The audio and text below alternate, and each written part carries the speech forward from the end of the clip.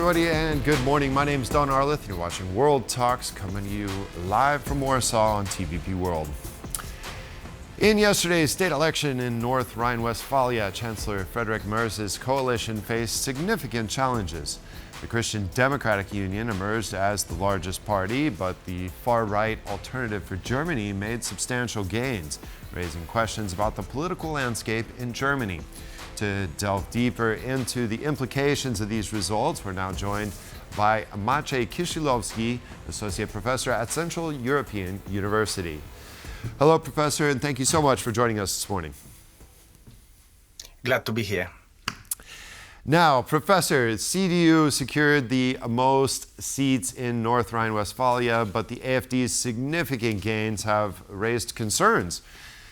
How do you interpret these results in the context of Chancellor Merz's leadership?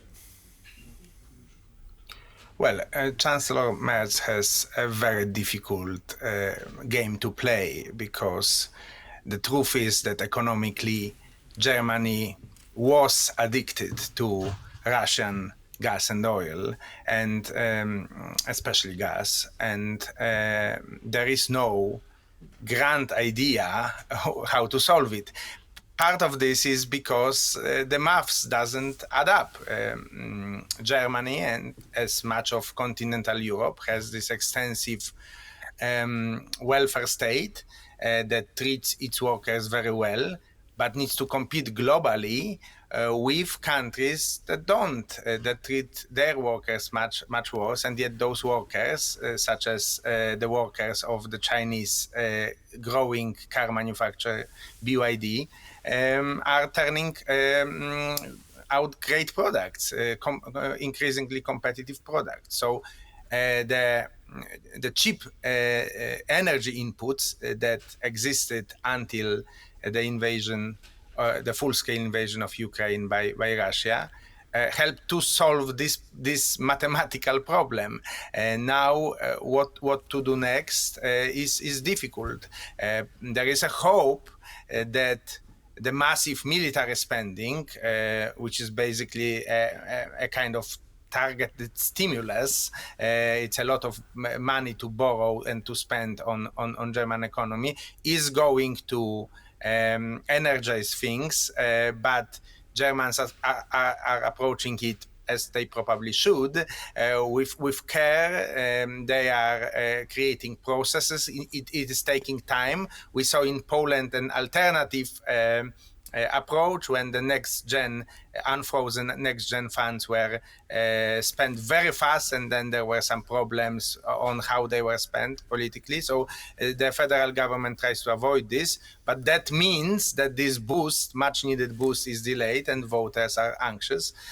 Given that situation, this long-term structural stagnation of German economy, I actually think CDU did quite well in the local election. Well, something has to give here. I mean, Germany is going to embark upon a mass spending on its military, something that's been neglected for decades now, essentially. Yet, as you mentioned, the welfare state persists in Germany. What do the politicians do at this point to quell the situation? Do they slash spending on social programs, or do they continue to spend socially and spend massive amounts on its military? Well, so I don't think if they slash social spending, then you may very well have AfD government. And I think from a Polish perspective, I would argue an AfD government at the federal level would be, and I don't exaggerate, would be a greater geopolitical threat than Vladimir Putin, just because of how dependent and connected Polish economy is to German economy, and also because there is obviously this issue that significant part of the Polish land is a former German territory, and democratic governments of Germany have accepted that losing this large stretch of land in the east was a fair price for the horrors of the Nazism and what they did in Poland and in Europe. But I would be not surprised if AfD, not now because they want to look moderate, they want to broaden their base. But if they ever come to federal government, I think the eastern border of Germany will be very much an open question. And then this is for Poland a complete nightmare, yes, because it is always the greatest threat for Poland historically to have hostile Germany and Russia at the same time. That is why it is. I look from the outside. I am a scholar based in Vienna. I look with complete horror these attempts of the Polish right to portray the current government, which is very moderate in its and very democratic and pro-European in its foreign policy outlook, as somehow anti-Polish, because the real anti-Polish government is just around the corner if the German economy doesn't find its path, if people become more and more disillusioned, then Jarosław Kaczynski and the Polish right can get a real anti-Polish government, and it would be completely different ballgame from what we have now. Very, very interesting. Your words. I'm now interested in how the AfD's performance, I guess, signifies the current state of right-wing populism in Germany. If we look at these results, I mean, they've pretty much tripled in the North Rhine Westphalia region. Yeah, the AfD's results. So, is this a trend that you think is going to continue? Do you think the AfD is on the rise, and what can potentially halt this advance? Mm-hmm. Yeah. So I think it's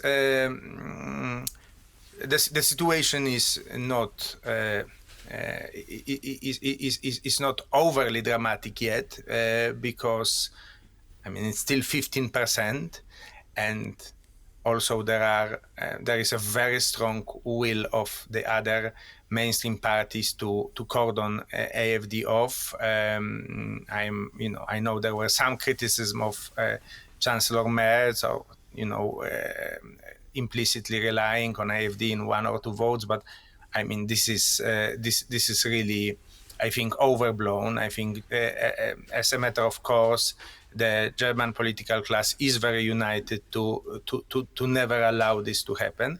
And of course, there is a large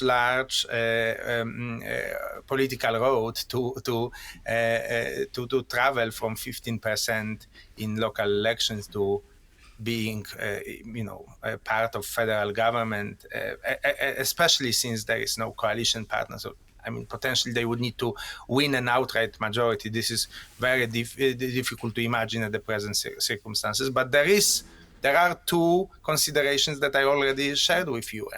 First, there is a fundamental structural economic problem, and unless this is solved, and I don't think, unfortunately, that military spending in itself is going to solve it. It can solve it for a few years, but it's basically, just like an extra shot in the arm by raising debt, which Germany can do because they have a large room to raise debt, but they can't do it infinitely.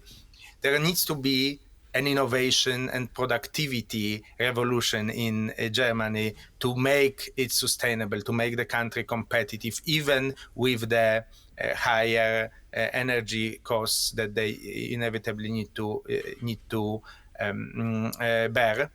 But so on one hand, there is a longer term risk that if things don't change, AfD is going to keep growing. And second, when you think about risk, you don't only think about the probability, which is currently low, but also about the consequences of a given threat. And that's why I emphasize that, in my view, for Poland, consequences of a potential AfD government would be catastrophic. I'm really not exaggerating here. This would be the worst nightmare.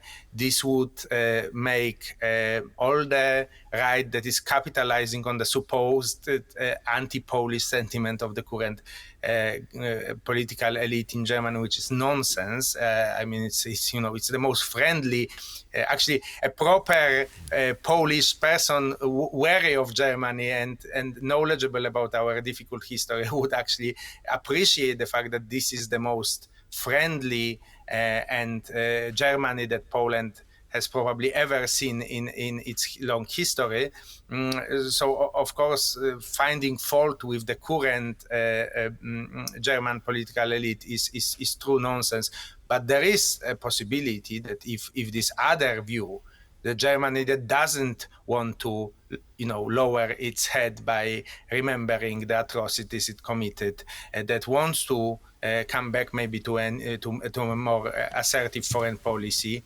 I mean, if we just imagine a German government that would operate in a ruthless transactional way, the same way that Trump now operates, what it would mean for Poland is difficult to imagine. So the probability of this is very low at the moment, but it's growing because there is no solution to economic problems. And if it ever comes to pass, it will be an utter disaster.